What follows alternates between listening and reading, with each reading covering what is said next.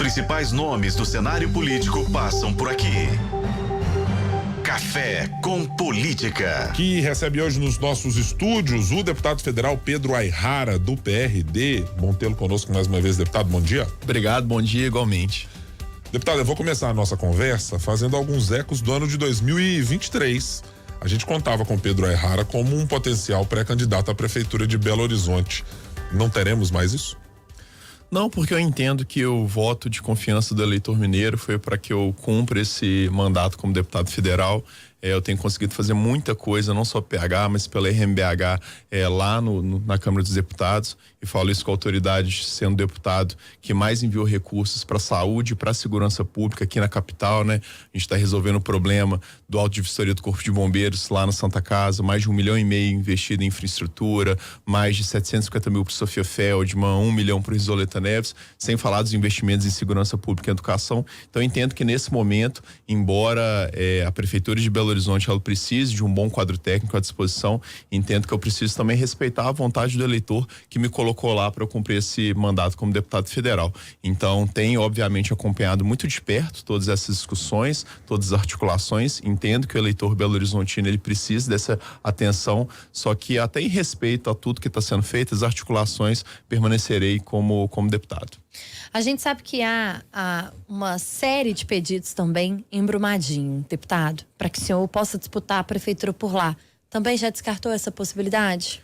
Atualmente eu entendo que permanecer enquanto deputado, o que acontece nesse momento? A gente está nas discussões não só do Acordo de Mariana, mas da repactuação de Brumadinho, e fato é que hoje eu sou a única voz que de fato representa Brumadinho no Congresso Nacional.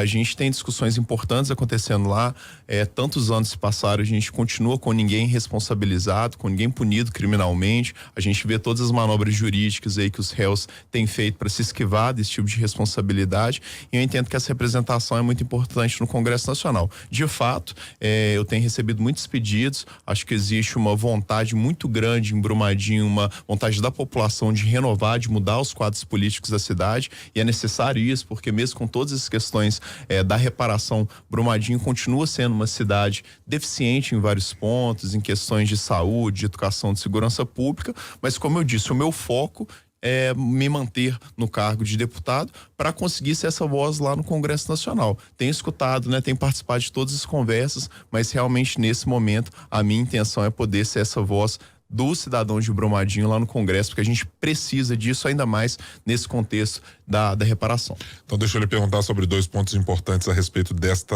situação de Brumadinho.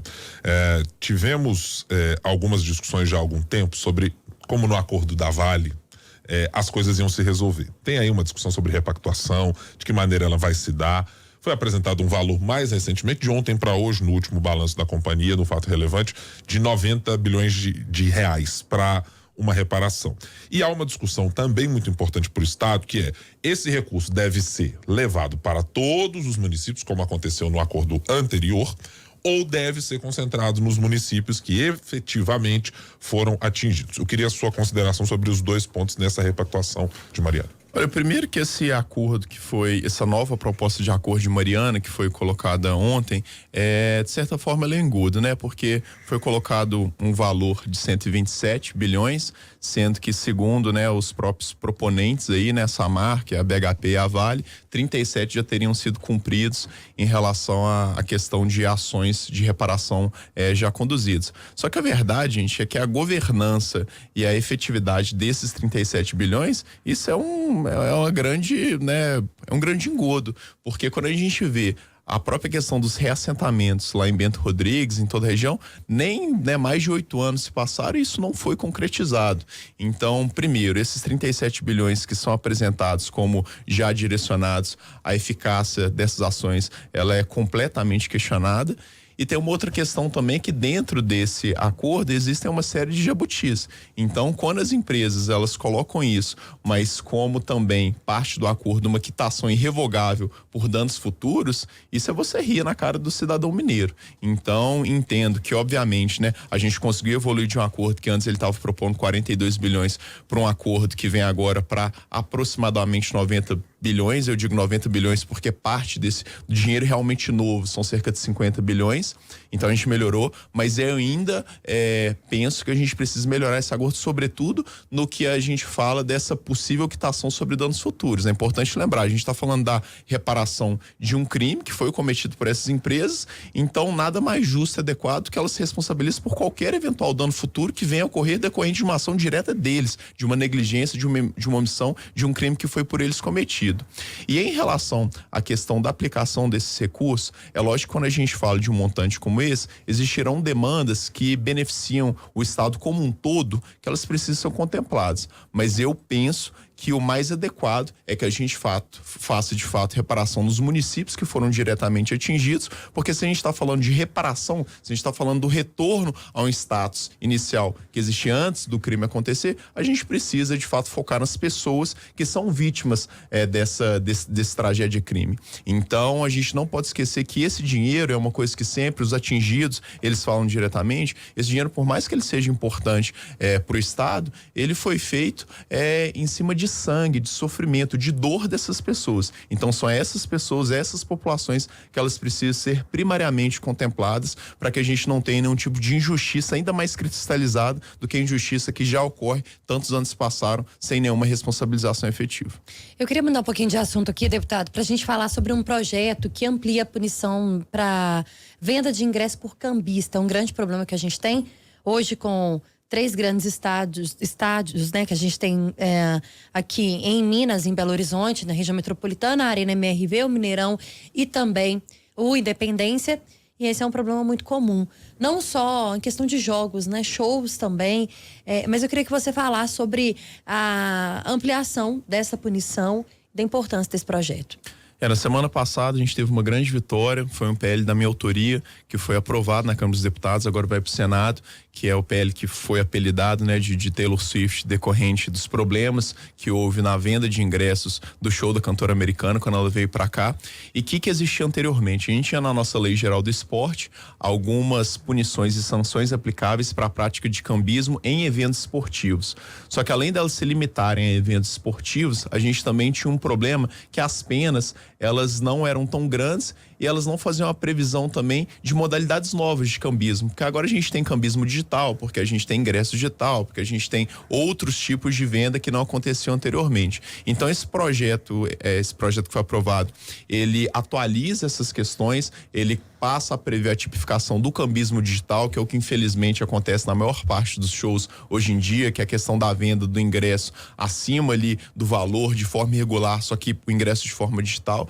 Ele passa a aplicação dele não só para eventos esportivos, mas para qualquer tipo de evento, e ele também traz um agravamento dessa pena. Então o que não pode acontecer, a gente obviamente sabe que sozinho esse PL ele não pode transformar tudo, mas ele com certeza ajuda o combate, a fiscalização desse tipo de crime, porque o que a gente vê hoje são diversos shows internacionais, espetáculos esportivos, finais de campeonato, elas passando pelo Brasil, e muitas vezes aquele cidadão ali que quer fazer esse acesso à cultura, ao lazer, ele fica impedido disso, porque para ele conseguir comprar ingresso, ele não consegue comprar ingresso na bilheteria oficial, tem que comprar do cambista, e o cambista vende aquele ingresso por um preço absurdo. Então, com esse PL avançando, a gente consegue dar um arcabouço jurídico mais robusto para que esse crime seja combatido. Então, é a gente democratizar acesso à cultura, ao lazer, possibilitar que as pessoas acessem esse tipo de espetáculo de uma forma mais justa, de uma forma realmente mais igualitária em relação à questão de não ser explorada, em relação a preços, a qualquer tipo de prática criminosa. E aí eu quero separar duas coisas na proposta para entender como elas ficaram, deputado. A primeira delas hoje a estrutura que se tem para fazer uma investigação o cidadão vai lá, apresenta um boletim de ocorrência, vai ser encaminhado à Polícia Civil, às vezes tem uma delegacia de crimes cibernéticos, depender de como foi esse ingresso, ele foi enquadrado nisso e aí passa a ser uma investigação. O primeiro ponto essa estrutura que temos, ela é adequada para lidar com esse tipo de caso? Porque estamos falando de players, muitas vezes internacional, posso citar aqui a Time for Fun ou qualquer outra, não sempre vai ter um escritório nacional, imagino algum limbo jurídico que possa trazer dificuldades para você resolver o problema de maneira ágil. Então, meu primeiro ponto que eu quero lhe perguntar é esse. Tem alguma previsão no projeto especificamente de como vai lidar com isso? A gente sabe que a nossa estrutura de investigação e de policiamento, obviamente, ela é restrita pela nossa questão de efetivo.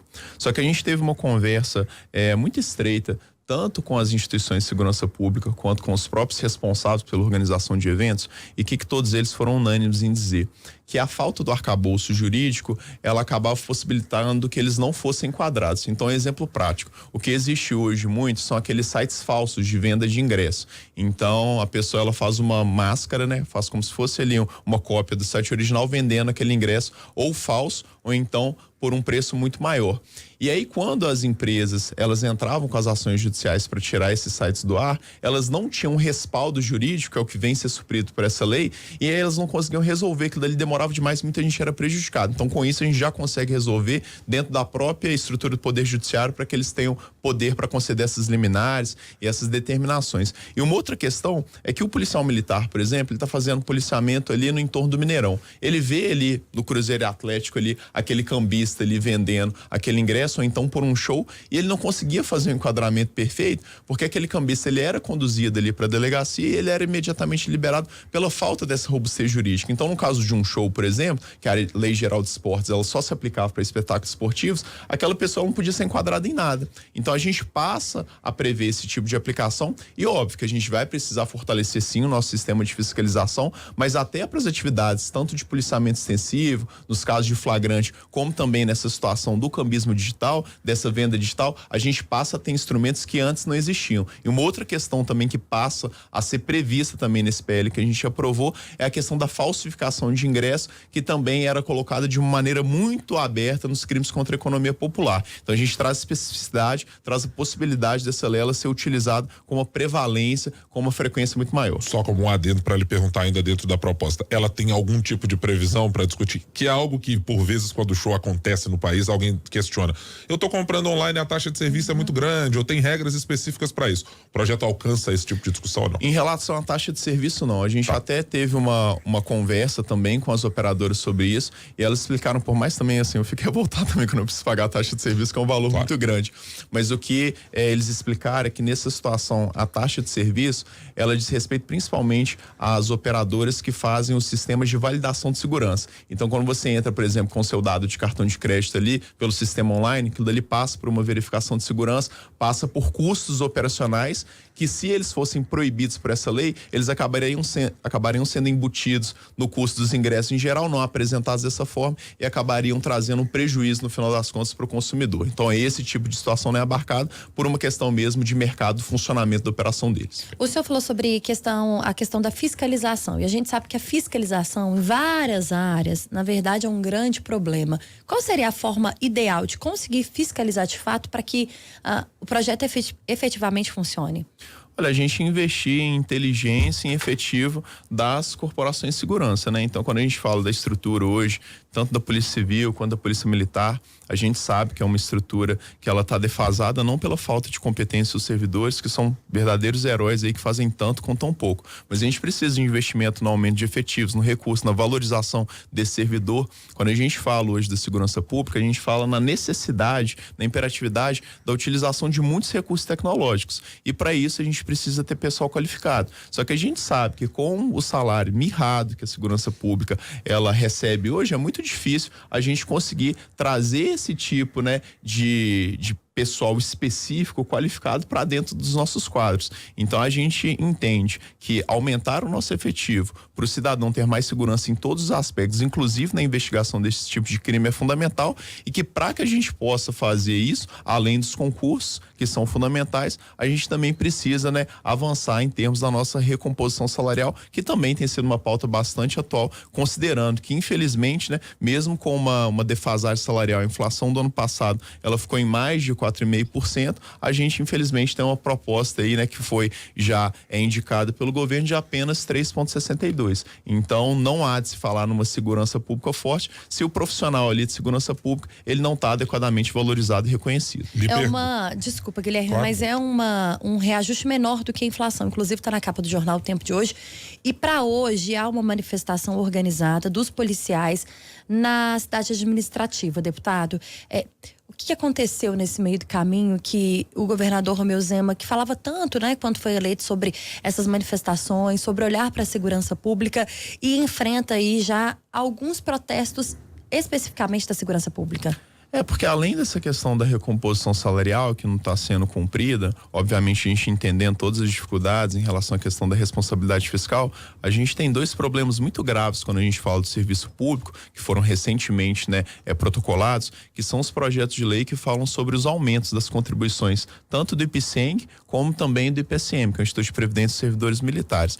Então, quando a gente fala, por exemplo, do IPSM, que passa a existir, além da contribuição que a gente já paga, uma contribuição aí na casa de 3,5% para a saúde, e a gente fala de uma recomposição salarial de 3,62% e de uma inflação de mais de 4%, na verdade, a gente, além de não ter recomposição salarial, a gente está perdendo poder de compra. Quando a gente fala do salário mínimo, por exemplo, que vai para 1.502, que tem um aumento aí nominal aí de 6 e pouco por cento, é surreal você pensar que um policial militar, um bombeiro militar, um policial civil, um policial penal no início de carreira ali, um soldado de segunda classe, ele tá ganhando bruto ali 4.360, líquido ali com todos os descontos ele vai ganhar, pouco menos ali de R$4.000, com salário mínimo de 1.500, a gente pensar que uma pessoa que sai de casa todos os dias, correndo o risco de não voltar, de ser assassinado, como o Sargento Dias infelizmente faleceu, de ter lesões graves, a gente teve recentemente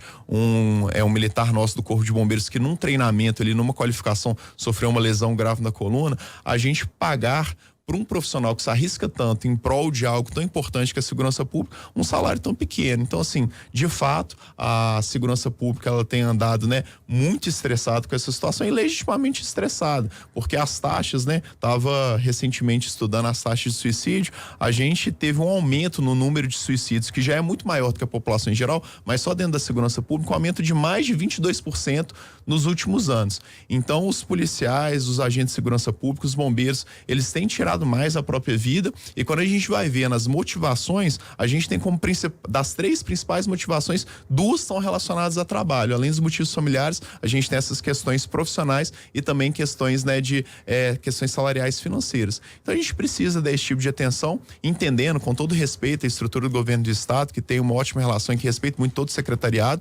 mas assim, a gente precisa dar uma solução para isso, porque o servidor público, ele não pode pagar uma conta que não é dele, A gente entende a situação fiscal do estado, mas mais uma vez, o servidor público, quando a gente fala de recomposição salarial, isso é um direito, está lá no artigo 37 da nossa Constituição Federal, porque ele está perdendo poder de compra. Tudo que a gente vai pagar aumentou o colégio de filho, aumentou sacolão, aumentou gasolina, não tem nada que abaixou o preço.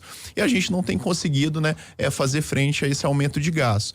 E aí, quando a gente não faz frente a esse aumento de gasto, a gente tem essa situação da sensibilização, da vulnerabilização mental dessas pessoas, e as pessoas têm adoecido. E para finalizar, é importante lembrar que quando a gente fala, sobretudo da segurança pública, dos militares, a gente não fala de um sistema de previdência e de saúde tradicional, a gente fala de um sistema de proteção social, porque para o policial militar, para o bombeiro, para o policial, quando a gente fala, dele estar em condições, dele ter um suporte médico de saúde, isso não é só uma atividade complementar, é uma atividade que está diretamente relacionada ao exercício da função dele, porque não tem como a gente ter um policial correndo atrás de bandido, um bombeiro realizando salvamento, se ele não tem condições adequadas de saúde para fazer isso. Então a gente precisa olhar isso com muito carinho, e é por isso que hoje a gente vai estar democraticamente reivindicando junto ao governo do estado para que essa situação ela possa ser revista e para que a gente possa ser contemplado naquela segurança pública considerado uma das melhores, se não a melhor segurança pública do país. Antes da gente partir para o bate-pronto, quero apenas uma consideração do senhor a respeito de regime de recuperação fiscal. Daqui a pouco, espera-se a bancada de Minas e os demais deputados precisarão ser colocados frente à proposta do governo federal, apresentada pelo ministro Fernando Haddad, e também aquela de federalização que deve sair também de Rodrigo Pacheco. O que já se tem no Congresso? Tem alguma posição fechada do ponto de vista de bancada? Há algo que não saibamos sobre a proposta que vocês já tenham sido informados, deputado?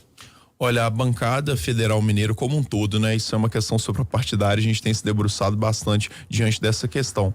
Mas fato é que a gente está num momento onde nós temos várias propostas sendo maturadas. Então a gente tem essas questões da federalização, que quer queira, quer não, acho que vai acabar sendo uma parte da solução que vai se apresentar. os próprios valores relacionados à questão da repactuação de Mariana, eles de alguma forma eles devem ser contemplados. Existem algumas discussões que elas têm se amadurecido nesse sentido, para que parte desse dinheiro seja enviado para a União e a União ela assuma algumas obrigações de fazer no lugar do Estado, mas que esse dinheiro ele entre como uma redução da dívida. E também a gente tem observado com muita atenção qual tem sido o movimento do governo federal em relação à receptividade para essas propostas. O mais importante, e eu acho que nesse sentido a gente avançou, e faço esse cumprimento aqui a todos os envolvidos, é que a necessidade do diálogo e da discussão de sentar na mesa, ela tem se apresentado com cada vez mais urgente, porque a questão ela é muito latente. Mas, de fato, assim, de algo concreto para a bancada mineira já se posicionar sobre isso ainda não foi apresentado. As propostas que elas têm sido aventadas são as propostas que têm sido colocadas para o público em geral. Então, nesse sentido, a gente observa com atenção, mas não tem nenhuma novidade nesse sentido para poder falar, não. Nós estamos conversando com o deputado federal Pedro Aihara, do PRD. No Café com Política. No Café com Política. Hora do bate-pronto. Deputado, já conhece? Então vamos aqui às perguntas.